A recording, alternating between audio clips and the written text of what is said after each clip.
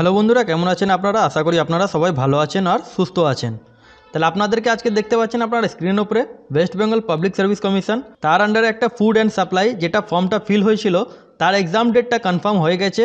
কোন ডেটে কনফার্ম করা হয়েছে, এটা কি কনফার্ম ডেট বা টেন্টেটিভ ডেট, আর আপনারা কি করে এটাকে আপনারা দেখতে পাবেন স্ক্রিনের উপরে আপনারা দেখতে পাচ্ছেন। আপনারা গুগলে টাইপ করবেন West Bengal public service commission, এখানটা উপরে ওয়েবসাইটে আপনারা দেখতে পাচ্ছেন, এই জায়গাটা আপনারা ক্লিক করবেন।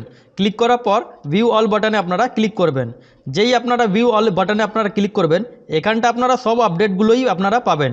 এখানে কবে কবে মানে রেজাল্ট আউট হচ্ছে, কী নোটিফিকেশান আউট হয়েছে বা কিসের রেজাল্ট বেরিয়েছে, সবকটাই আপনারা এখানটার নোটিশগুলো পাবেন। তাহলে এখানটা দেখতে পাচ্ছেন important announcement regarding recruitment to the post of sub inspector in subordinate food and supply service grade 3 under food and supply department government of west bengal, যার অ্যাডভার্টাইজমেন্ট নাম্বার আপনারা দেখতে পাচ্ছেন 4/2023। তাহলে এই পিডিএফ ফাইলে আপনারা ক্লিক করবেন। যেই আপনারা পিডিএফ ফাইলে ক্লিক করবেন তাহলে আপনারা দেখতে পাচ্ছেন অ্যাডভার্টাইজমেন্ট নাম্বার 4/2023।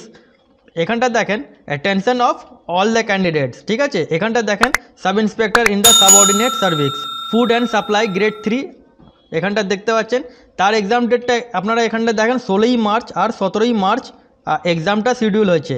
যেমন আপনাদেরকে বললাম এটা একটা টেন্টেটিভ ডেট, এটা পিছোতেও পারে এক্সাম ডেটটা, ঠিক আছে। 16ই মার্চ আর 17ই মার্চ মানে আপনার হয়ে গেল স্যাটারডে অ্যান্ড সানডে।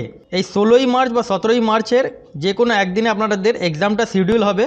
তাহলে ধরুন এর যখনই অ্যাডমিট কার্ডটা ডাউনলোড হবে আপনারা সঙ্গে সঙ্গে খবরটা পেয়ে যাবেন। তাহলে আমার চ্যানেল যদি নতুন হয়ে থাকেন তাহলে এরকমই ছোট বড় আপডেটের জন্য বা কোনো নোটিফিকেশনের জন্য চ্যানেলটাকে সাবস্ক্রাইব করে বেল আইকনটা ক্লিক করে রাখবেন। আর ভিডিওটা যদি আপনাকে ইনফরমেটিভ লেগেছে তাহলে একটা লাইক করে চ্যানেলটাকে সাবস্ক্রাইব করে রাখবেন। পুরো ভিডিও দেখার জন্য ধন্যবাদ।